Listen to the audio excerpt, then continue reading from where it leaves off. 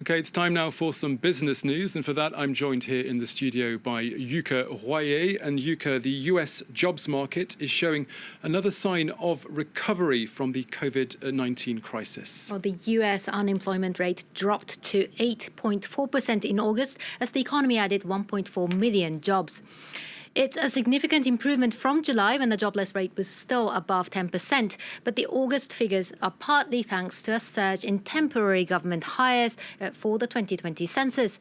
And the pace of hiring has slowed down. The gap in unemployment rates between whites and African Americans widened for a fourth straight month. Presidential candidate Joe Biden criticized the administration. But I always think about the people who walk through the doors here, working people. White, black, brown, Latino, what are they doing? Are they okay? That's what we should be thinking about in this latest jobs report. But the report reinforces the worst fears and painful truths. The economic inequities that began before the downturn have only worsened under this failed presidency. But the new jobs figure didn't stop a market sell-off led by a plunge in the tech sector.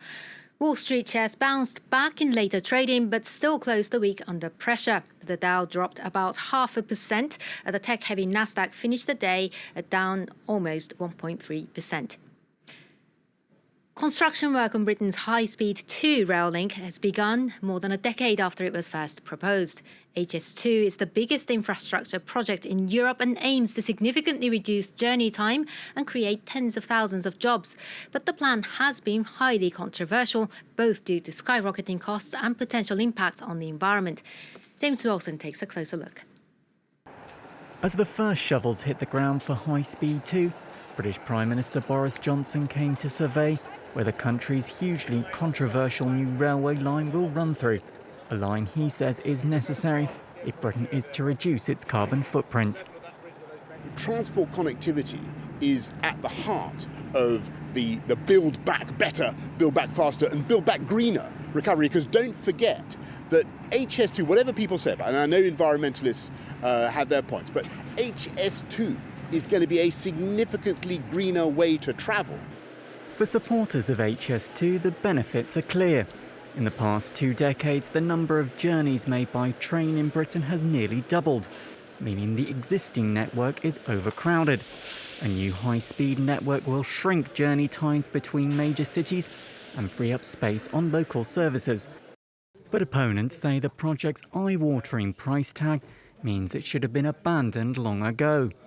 Originally, it was only going to cost taxpayers €34 billion. Now costs have ballooned to €120 billion, mostly because of the complexity of the project. HS2 will also run through some of England's most picturesque landscapes, and environmentalists were horrified to learn that ancient woodland would have to be felled to make way for the line. Tomorrow, these are people who have been protesting something that is going to cause a scar right across the belly of this land. HS2 is the biggest expansion of the railways in Britain since the Victorian era, and the first phase linking Birmingham to London is due to be finished by 2031, after which a further 9 years of work is planned, extending the line to Manchester and Leeds. Meanwhile, in Switzerland, another mammoth railway project has just been completed.